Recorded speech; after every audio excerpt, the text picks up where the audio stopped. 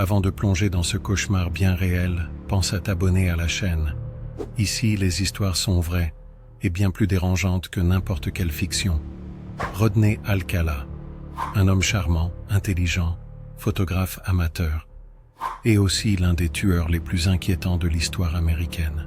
Dans les années 70, Alcala a participé à un jeu télévisé très populaire aux États-Unis, The Dating Game, et il a gagné.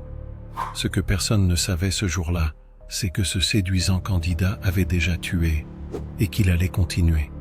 Rodney Alcala a commencé à tuer à la fin des années 60. Son profil était presque parfait, diplômé, sociable, cultivé, toujours souriant. Mais derrière ses lunettes et son humour, il cachait une soif de contrôle et de cruauté sans limite.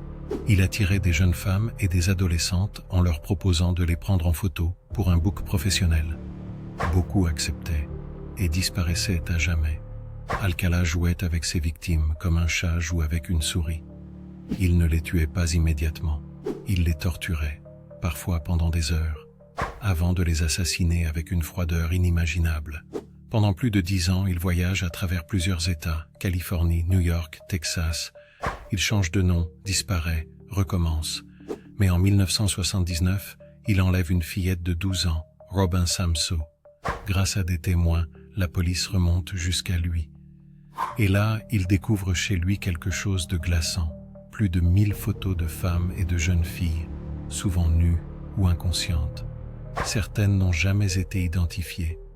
Encore aujourd'hui, on ne sait pas si elles sont toutes en vie. Rodney Alcala est finalement reconnu coupable de 5 meurtres, mais les enquêteurs pensent qu'il pourrait avoir fait plus de 130 victimes. Il a été surnommé le tueur du jeu télévisé à cause de son passage dans The Dating Game, un moment télé diffusé à des millions de téléspectateurs, alors qu'il tuait déjà. Il a été condamné à mort et il est mort en prison en 2021. Alors, combien d'autres monstres souriants crois-tu qu'on croise tous les jours, sans le savoir? Dis-moi en commentaire, crois-tu que le mal peut vraiment se cacher derrière un visage aussi séduisant? Abonne-toi à la chaîne pour plus d'histoires vraies et terrifiantes. Like si cette histoire t'a choqué et partage cette vidéo à ceux qui pensent encore pouvoir faire confiance à n'importe qui.